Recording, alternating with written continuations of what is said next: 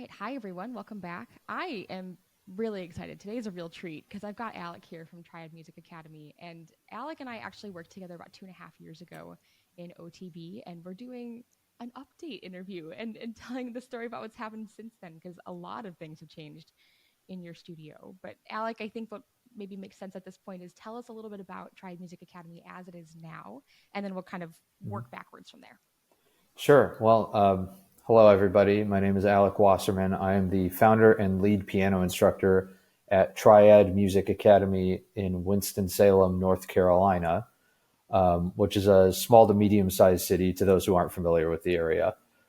We have just shy of 150 students. I believe the exact count as of today's date is, which is December 17th, 2024, is 148 students. Yeah.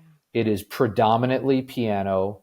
We do have some sprinklings of voice and guitar, and we are even starting up a songwriting and recording class as well.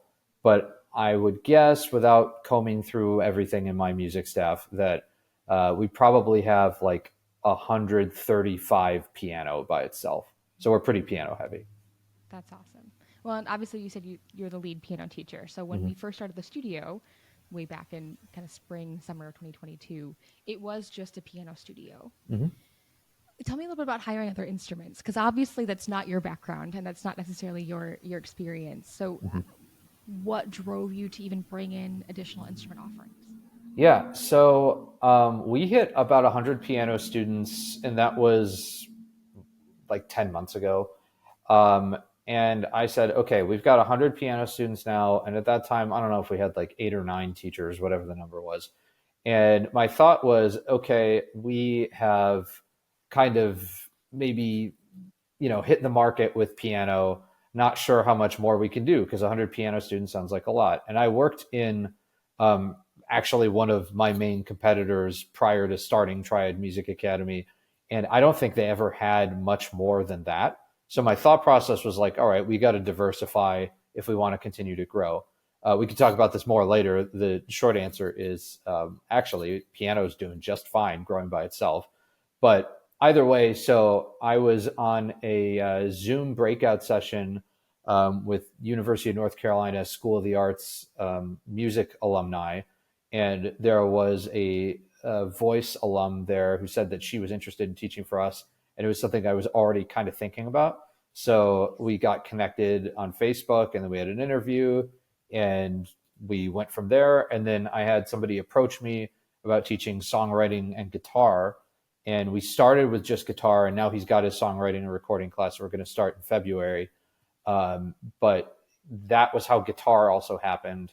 And I was trying to target more the instruments that are bigger sellers first.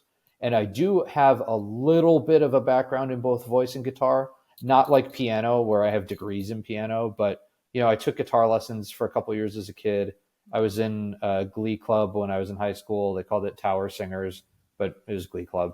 And then I went to Lawrence University for my undergrad, and all the freshman piano majors have to be in the Viking chorale. So these were things that were familiar to me. And that's important actually because I really care about the quality of the instruction.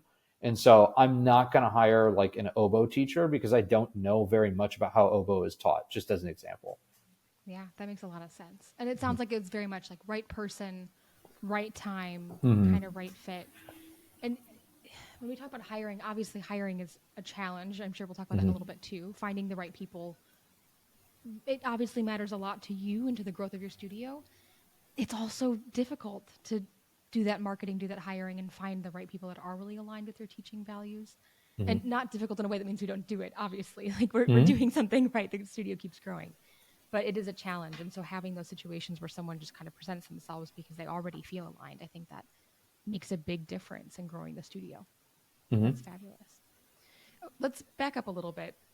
Obviously, we did an interview at the end of your OTB Mm-hmm. programming. So if anyone's curious about what we did during that initial program access, obviously you can go back and watch the full interview with Alek. But as you and I were kind of talking just before this, I want to kind of preview a little bit of what that looked like. Mm-hmm. When we started our work together in May of 2022, it was a brand new studio, correct? Life looked a Mm-hmm. little bit different then. Yeah. What were you doing in May of 22? when I started Triad Music Academy, working with OTB was almost the very first move that I made. So just for all those listening, there is a strong correlation between like I started and OTB helped me. There's very little time without that. And I was working 3 jobs at the time. I was a public school general music teacher at an elementary school. I'm also in the North Carolina National Guard Band, the 440th Army Band, as the pianist there. And I was a specialist at the time. I've actually been promoted since then, for what that's worth. Big sergeant now, right? Congratulations, Oh, thank you. Yeah, so I was doing that, and then I was also teaching piano lessons for what is now basically my main competitor. And I had a broken arm. I don't know if you remember that part of it too, but my dominant hand was broken. And so I was working 3 jobs as a musician, and I was 28 years old, and I was making so little money doing all this that I had to live in an apartment where the bedroom was so narrow I could only have a twin bed. And I was kind of stuck in North Carolina by myself. I'm originally from Milwaukee, Wisconsin, from that area. So for those listening, Kelly was familiar to me because she is also from that area. So we know people in common. And I was basically stuck there because I joined the military, which is its whole own story. And I'm not going to get into all the weeds of that, but I couldn't really move. And that wasn't my original plan of being in North Carolina anyway. So I was honestly, frankly, I was miserable. It was a bad combination of too much work, not enough pay, no social life. And now my life is like a complete 180 from that. That makes me so happy to hear. I know we were talking to people about this, like, since all this happened, like Alex got married, he just bought his first house. Like, we're going to talk about all that too, but I don't want to, give away all your successes here, but it's so exciting to see what life has brought since then. And I know Triad Music Academy is a really big part of that. Obviously, that launch, it feels like was kind of a tipping point for a lot of these changes in your life. At that point, like we were just kind of running through the dates and everything. You had filed your DBA end of April. We started our work together beginning of May. It was full force. Like, I remember that distinctly. Our work together, you were ready and rearing to go. Why were you so motivated at that point? Like, yeah, okay, things are not where we want them to be, and that might be motivation enough, but why was that the timing, and what was kind of kickstarting it for you? So it coincided with a couple of things. The first part is that, as I mentioned before, I was kind of in the middle of like quarter life crisis mode, and I was like, I just need something different. And I had tried other things. Like, I got pretty far in the application process for becoming an FBI agent, which would have been a completely different path to go on. And now I'm glad that that isn't what happened. Turns out I'm not a fast enough runner. That was it. That was the whole thing. That was I was qualified in every other way. I can't sprint. I've always been slow. And I can't sprint fast enough to run down the bad guys. So it was that. But anyway. That's just like such a random thing to describe. I mean, it makes sense. I know. It makes sense. That's not an area I know a lot about, but I know it was. But so anyway, there was that aspect of it. And then also, as a public school teacher, I had seen so many teachers just quit in the middle of the year. And I totally get it because, look, I'm still a licensed teacher. Education space, especially in the state that I'm in, frankly, has done nothing to help its people that work there. The conditions are pretty horrible. What I presume you grew up with and what I grew up with in Wisconsin is a completely different animal than what currently exists in North Carolina in the average public school. And so I kind of don't blame teachers for quitting in the middle of the year, but I said, you know what, I'm not going to do that because it kind of hurts the kids a lot, especially if you're the only music teacher at your school like I was. So my whole thing was I had saved up about, I think I had like $10,000 in my savings account. And I was like, okay, I got to hit really hard with this whole music school thing so that I can sustain myself. And I'm going to give myself the whole summer to just, once school is over, this is it. This is what I'm doing. And by kind of forcing myself into that situation, it was really helpful. And it also, at the school that I was working at, continued to compensate me through, I believe, July of that year. So even though I didn't have all that many students, like you said, when we started, I was at 0. I kind of was taking a calculated risk, is what it essentially comes down to. And then it also helped still being in the military and having TRICARE. So I was kind of, I guess, in a privileged situation in a way.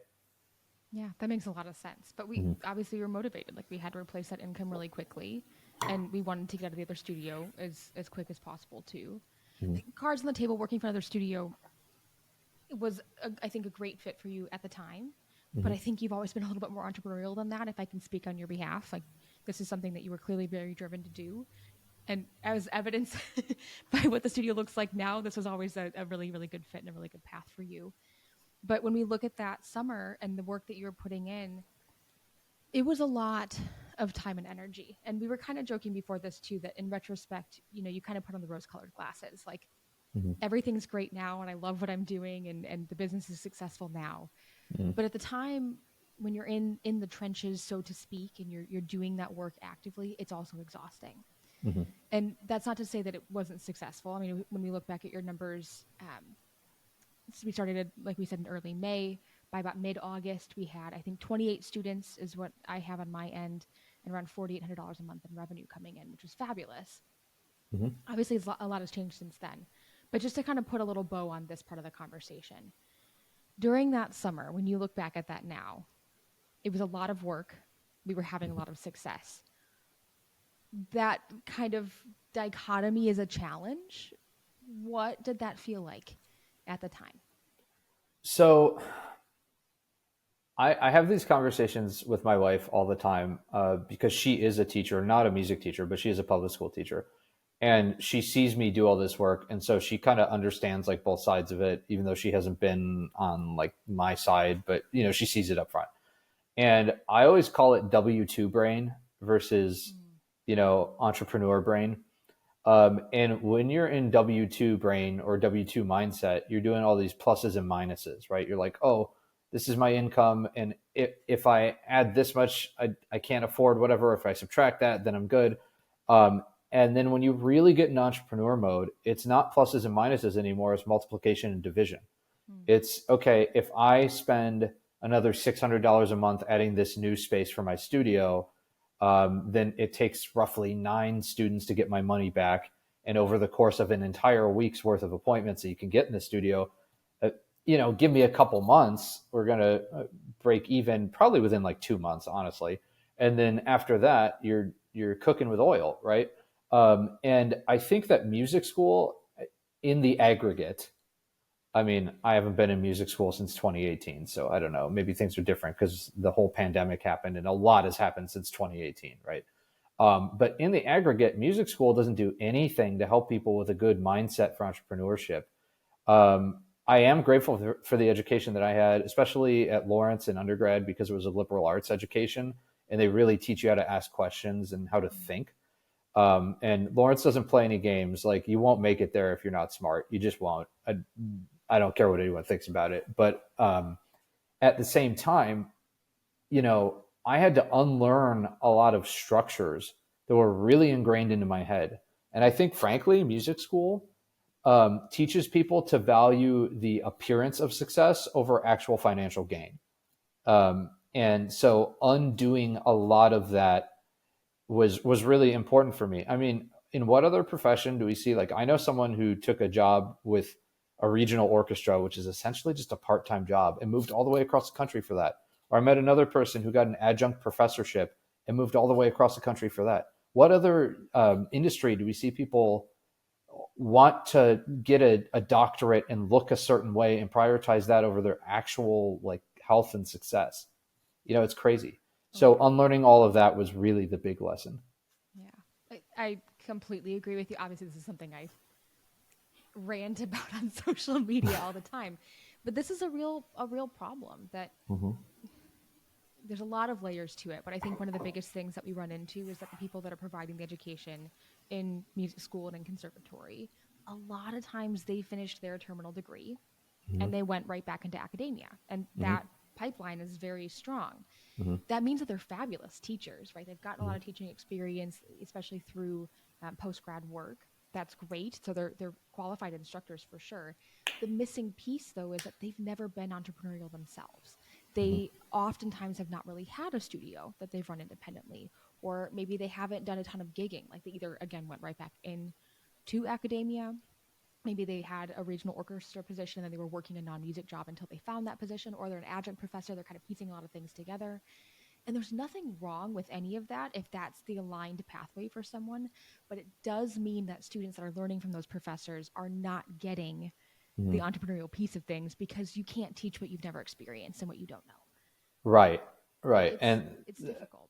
that's why, frankly, I think that I would rather learn from someone like you who's done the real thing, even though you don't have a doctorate and you're not a professor, right?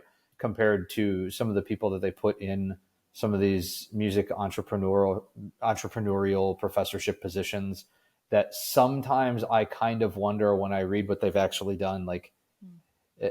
okay, this person went to Eastman and got a DMA, and that's fantastic, but does this person actually get how this works? Are they too stuck in academic mode? And then my other thought with that whole thing is, frankly, there are too many music schools. There's too many schools that have no business having a music major that offer what is essentially selling a lie to these 18-year-old kids.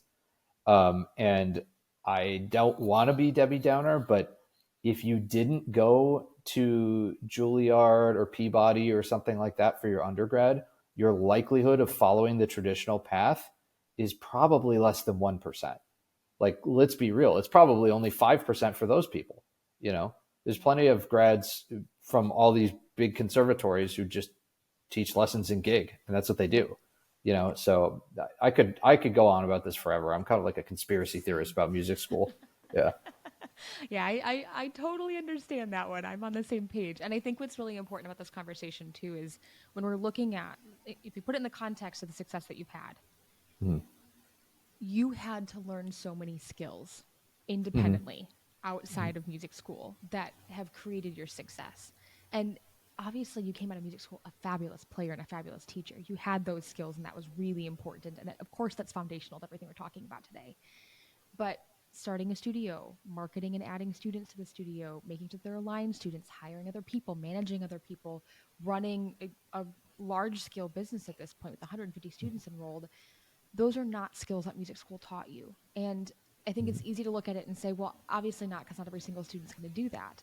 But the reality also is that we can't look at a pathway and say, in all honesty, that people are going to end up in academia also. Like you go to through an academic Mm-hmm. program to become an academic yourself.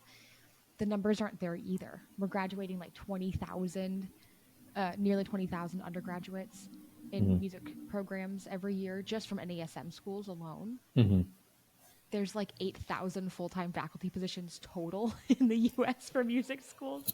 And obviously a lot of those are held for decades. So Mm-hmm. it's not like there's turnover there. So again, I could spend forever on this, but I totally agree with you that there's a lot of missing pieces there. And I know that there are programs that are working really hard to fix this, but it needs to happen on a larger scale by far. And I will also say, to the point of learning the skills, I think you taught me the playbook, and then I've learned a lot more since then too. Because frankly, the game that I'm playing now is not the same game that probably most like initial OTB people are going to play, just because I'm at a different stage, right? Yeah. But I think one of the most important like times of my life that set me up for this, honestly, was going to basic combat training with the Army, because in the Army, you are taught to just immediately, unemotionally, do what you need to do. You know, and not that that always perfectly happens in the military, because it doesn't always happen that way. In fact, a lot of the time it doesn't. But the general lesson is there, that you get up in basic training every day at like 4:30 or 4:15 or whatever it is, and the whole day you are doing exactly what you're supposed to do the whole time, or there's going to be a consequence. And that was sort of how I looked at everything, which is, the consequence is I'm not going to eat, or I'm going to have to like get some job I don't want to supplement this or whatever, if I don't keep going. And so that's why every day still I treat it that way. And I still have that hunger because, frankly, as well as I'm doing, this is only 2.5 years old. I, like I mentioned before, maybe this was before the podcast part started when we were just talking, but 2.5 years ago, I was a 28-year-old single guy sleeping on a twin bed because that's all I could afford, in some crummy apartment in a cheap area of the city. So this is not something to take for granted, right? You got to keep working, and that's the goal. I am so excited about all the things that have happened in your life since that initial push and all the growth that you've had. So I want to give you some space to like brag a little bit, if you will, about Triad, because you have worked your tail off for 2.5 years to get it to the point where it is. And I know that you and Angel obviously have experienced a lot of success and continued growth as a result of that. So we talked about your enrollment, right? We're just shy of 150 enrolled students, which is outstanding. That's what, like 50x what had happened in August of 2022, which is amazing. You are still teaching a lot, though. And I want to talk about kind of your situation and also kind of where we're going with Triad as well. So talk to me a little bit about your own teaching responsibilities and kind of what the goal is here. Yeah, so I teach 6 days a week still, which is insane. And my Sunday students have a sub 1 weekend a month because of my military commitment. But they're all very used to that, and I try to make it the same sub as much as humanly possible. So it works out pretty well. And I have 43 students, and it's a lot. I mean, that's probably full-time teacher just by itself. Yep. Actually, it's definitely full-time teacher just by itself. And then on top of that, I have everything else that I'm running. So I have to be fairly regimented. Monday through Friday, it's kind of after school hours, like you would expect for most lessons. We really only do in person. We have like one Zoom student who's an adult that started as an in-person student. And so that's why now she's a Zoom, because she lives somewhere else now. And I go to students' houses as well. On Wednesdays, I actually don't go to the studio at all. It's entirely in-home. So that's another aspect of what I do. And it takes a lot, right? But again, you have to keep going. Kind of the most important things are actually kind of simple with this. So. Well, I know part of the goal too is we're scaling. Like we are hiring, we're adding some of these group lessons. As the business is scaled, do you feel like every teacher that you hire, because now I think we said we're at about 14 teachers on faculty now. Every teacher that you hire, do you feel like it's additional work, or do you feel like at this point you've got the systems in place where that when you add someone, of course, there's an onboarding process, but from there it's relatively smooth? So I am confident with all the teachers that we have now, and the goal is that they should not really be additional work other than onboarding. If a teacher is creating additional work for you, they're slowing your business down, and that's a problem. I guess one other touch of this is that I'm trying to kind of scale back myself a little bit now. You have to play a balancing game of eventually you need to just run the business, and the most efficient thing is to not teach at all. I'm not sure that I will ever get to the point where I completely don't teach, because I'm too in it. Like, it's my thing. It's how this all started. So I think I would, go down to like a very small number of students, but keep teaching to some degree. And then hire office staff. And we're just not, even as well as we're doing, we're not big enough for that yet. Yeah. Because office staff doesn't directly make you revenue unless if they're like really well trained in sales, which is kind of like advanced office staff stuff. And we're not even at the beginning of that. But to answer your question, I did actually terminate an independent contractor agreement with a teacher earlier this year, because there was just always something. And this teacher also, I wasn't there for this because I was at drill with the military when this situation unfolded. But from everything I can tell, I am fairly certain that she caused a student of another teacher's to quit. This other teacher was on paternity leave, and she subbed for him. And I'm reading between the lines a little bit, tried to take that student from him, and in the process weirded out the parents so much that they quit.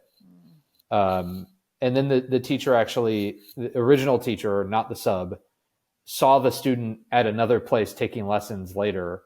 So it's like, man, it's even more sting. And I didn't, that last part of it hadn't happened yet. But for me, it was like, okay, you're not going to steal students from other teachers within the studio. This is not going to happen. So I had to terminate a teacher. And that was a whole learning process of itself too. That's not something that people want to talk about. It's ugly, Yeah. right? Yeah.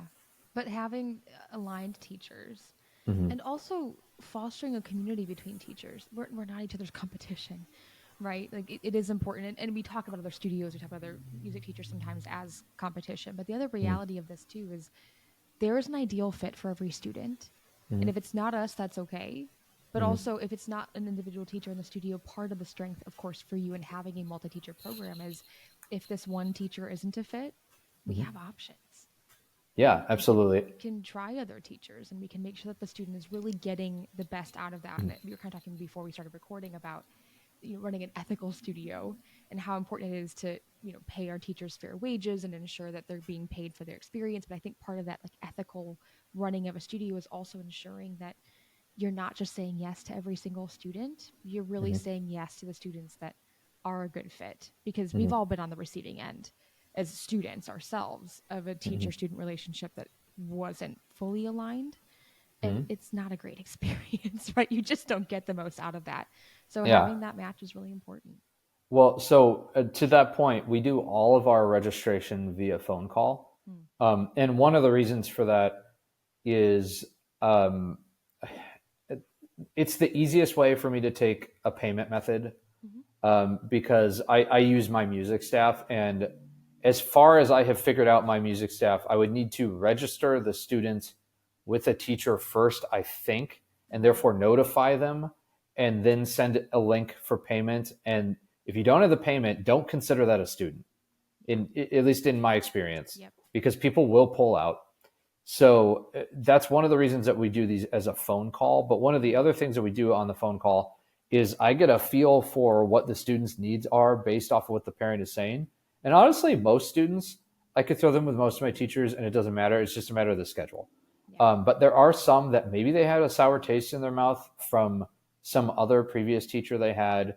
Maybe they have some kind of special learning need. Like one of our teachers has a master's degree in counseling and her undergrad is in piano, and her studio is booked because it is so easy when a parent calls me up and they either have a very young child or they have a child with some kind of special learning need, for me to say, hey, here's a teacher that is 1,000% qualified. Yeah.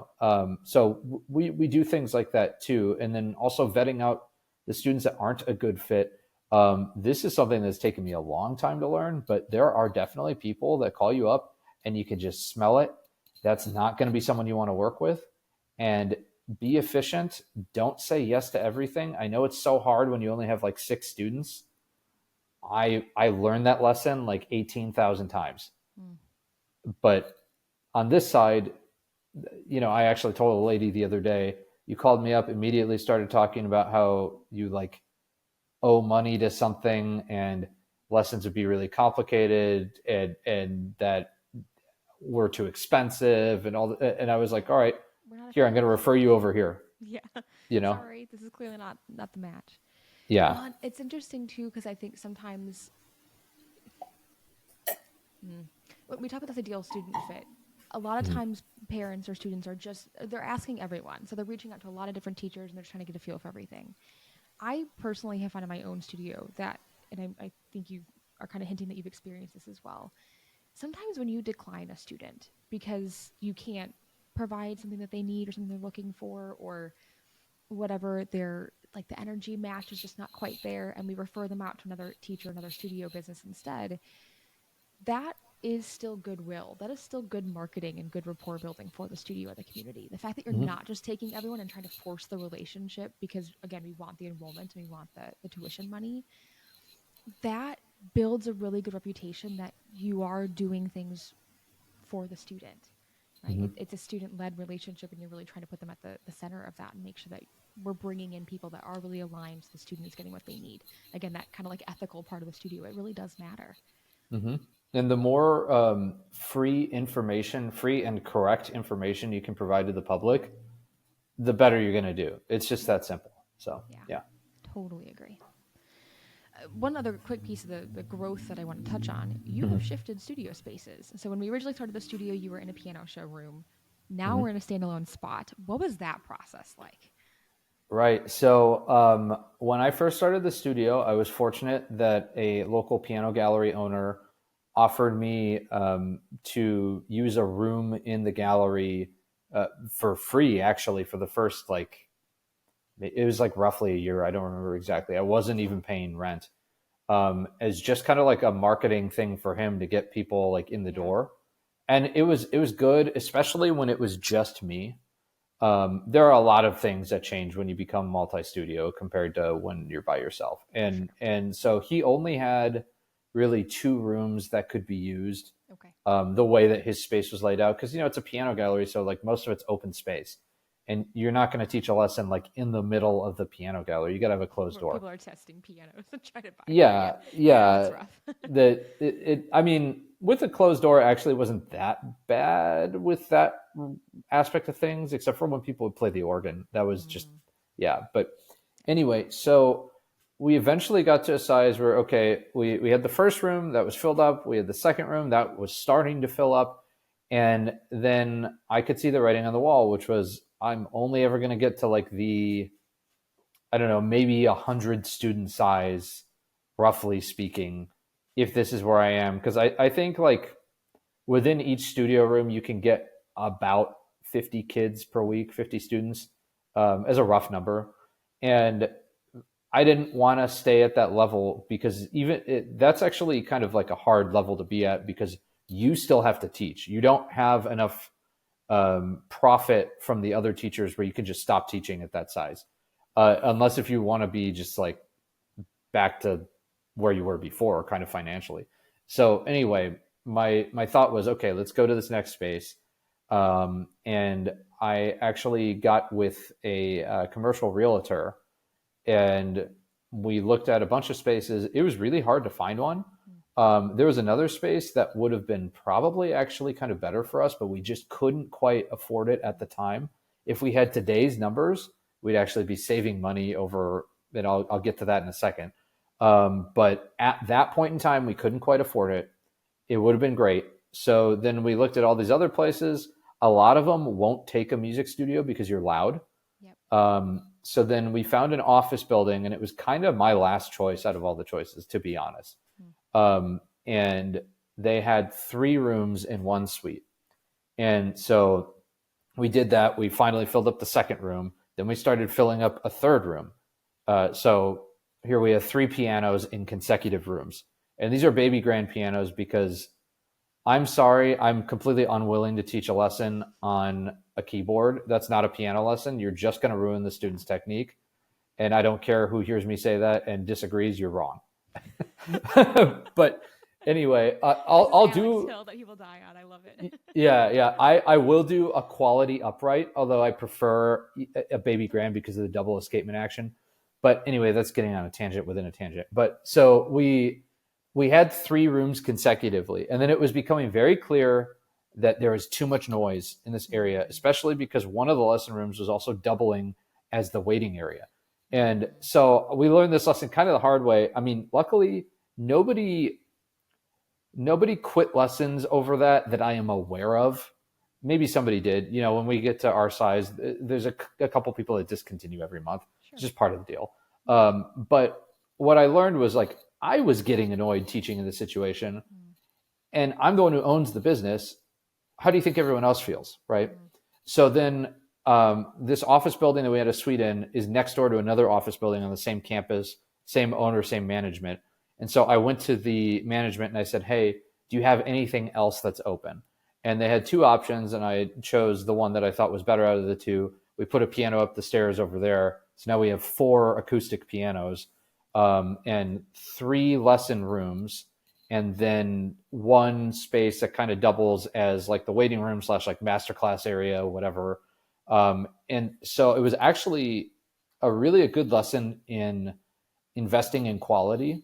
So the second commercial space is $800 a month in rent. It did not provide for us a single extra lesson at all. But the way that I viewed it was, okay, this is going to just improve what we are. And we're going to reap the benefits of that over the long term because people won't have this complaint about us, you know? And so I think you have to make those tough choices sometimes. And then that new space has 2 rooms in it, but it's kind of the same thing. You'd have like, and then the studio itself. And so it's really only usable for 1. And then we're looking at acquiring, there's 1 other vacancy in that building, which would be the same setup as that, like waiting room studio. So our rent has now increased quite a bit, but like I was talking about before, it becomes a matter of multiplication and division rather than addition and subtraction. So it's worth it. Yeah, absolutely. And making sure that it's a good environment when people are comfortable, it does make a difference because, you know, if parents have to like wait in their car because there's not a waiting room space, as opposed to being able to come inside and like have Wi-Fi and maybe get a little work done, answer some emails and things while their kids are in a lesson, that does impact the environment and it makes it really, you know, comfortable compared to some other options that are out there. And that does matter for sure. We've kind of talked about enrollment quickly. Are you comfortable sharing revenue numbers? Yeah, sure. Awesome. So we got 148 enrolled. What does that look like for some of your high months this year? What has that been looking like? Yeah. So one quick note about that, because I think OTB people seem to be more in the direction of flat rate tuition, which I was, if you'll remember, when I was a single teacher. Once you get into multi-studio, the only way that makes sense is if you are a very, very, very careful steward of, you know, savings. It just doesn't really work with. It doesn't really work super well with multi-studio. So we do not charge flat rate. We charge monthly multiplied by the number of lessons that there actually are on the calendar. So that's why there's some variable here. And our highest month of gross revenue was about $25.8 thousand. Granted, then I have business expenses and taxes and all that stuff. So I wish I were making $26,000 in a month. I'm not making that, but you know, that's what the business is taking in. And for example, December is actually our weakest month of the year because we have the winter break. So a weak month for us in terms of gross revenue is still over 4 times what I was making, you know, when my OTB time ended, which is amazing to say. We are projected to, assuming the same numbers of students, projected to crack above 30,000 in a strong month for 2025. It's really exciting. It's really exciting. And again, you have worked so hard for all of this, and I'm really, really excited for you and really proud of you to see all of this growth. Rather. Let's kind of maybe to put a little bow on the conversation. Alek in May of 2022, what advice would you give him knowing what you know now? What do you wish he knew back then? God, there's a lot. I think that's actually kind of a hard question to answer because a lot of it you have to just be in the mud and learn it yourself. Yeah. And as much as somebody tells you, you're not going to be fully bought in until you do it. But I would say, like, be more all in on everything from the jump. If I knew that this was the path that was going to happen, you know, get married, stay in Winston-Salem long term, really build the studio, all these things. I don't think I would have even spent any time with trying to apply to the FBI or like the other things that I was doing. I would have like, I think I remember we had like an outgoing meeting or something when I was done with OTB, and you pointed out like, you only watched like half the Kajabi videos, you know? and like, here. Do you want more time? Yeah. I probably should have like actually watched all the content, you know, things like that. And fortunately, you know, I managed to make everything work and it was fine. But like, frankly, I wasn't like the best OTB student ever. And I probably should have been. So, you know, just listen to those who are giving you advice that know what they're doing, and also drown out the people who give you unsolicited advice that don't know what they're doing, because in my experience, like there's many well-meaning people in your life who are going to give you terrible advice. They just are. You know, they've never been there. They've never done it. They have some idea that makes sense in theory, but in practice, it doesn't work at all. And you have to know when that's happening. Yeah. Yeah. I totally agree. And like you said, it's hard to figure that out when you're doing it. And in retrospect, it's easy to look back and think like, gosh, that wasn't great information, or that was great information. I wish I'd applied more of it. But I think that is part of the growth process also. Like it's not all sunshine and rainbows. We do make mistakes, or we do invest, kind of like that shiny object syndrome, right? Like you see something else and you kind of run in a different direction for a while. And I think all that is part of the process, and it's part of growth. Obviously, it continues to all work out, and we're finding a really, really fabulous situation for yourself, for your business, for your family, which is, of course, exciting. But you're right. I think along the way, there's a lot of little hiccups that happen, and that's part of it too. It really And is. you have to also find like who you are and who your organization is. If you're a multi-studio, um, like one mistake that I made was, I think, just assuming that I had maxed out piano.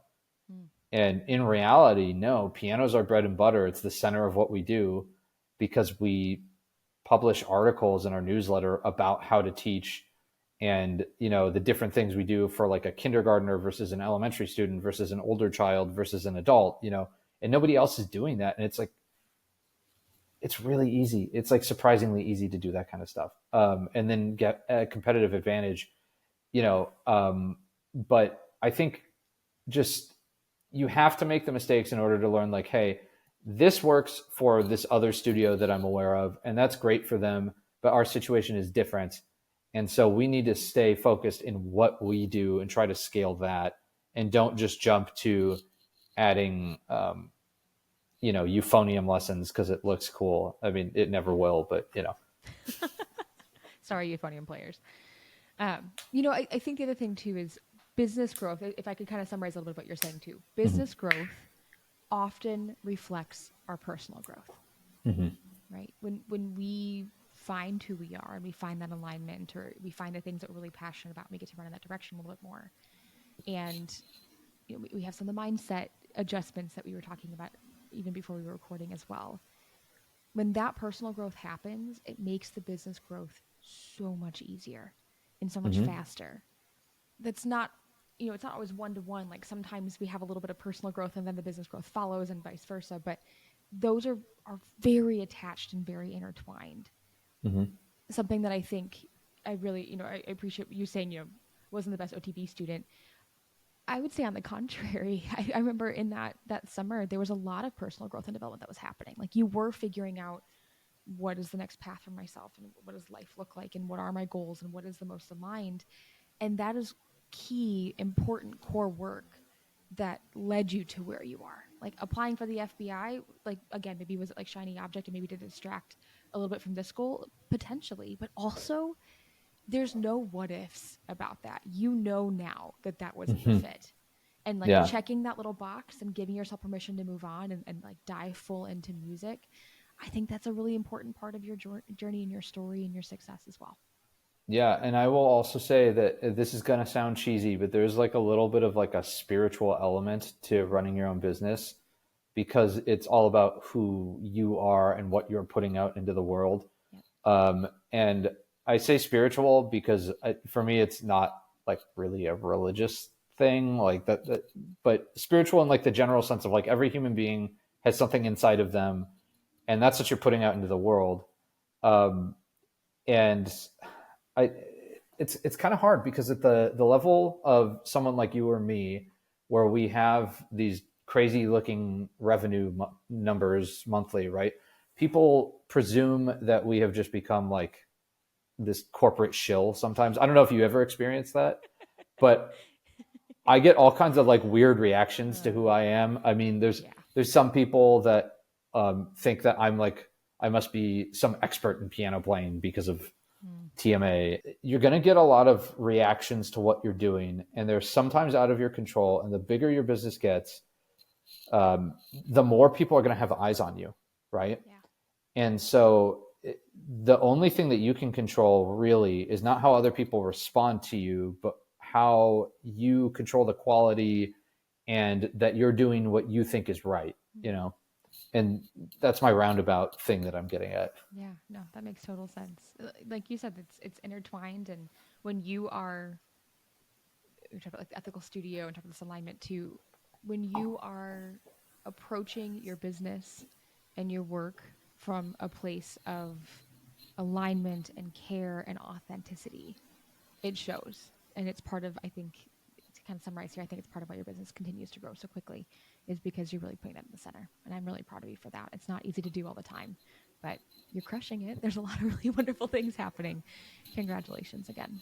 Well, thank you. And I'm really grateful for all the help that I got from you, Kelly. I mean, you were a very big part of this, at least starting off. And then, excuse me, I was able to take a lot of the things that you taught me and still use them even after OTB, you know, and some of that has shifted. You know, we're more reliant on like Google now than Facebook groups as an example, but don't think that I don't use Facebook groups, you know? Yeah. Yeah. So Well, I'm so glad to hear that it's continuing to support you and the growth that you've experienced. I'm really proud of you. Congratulations again. thank you.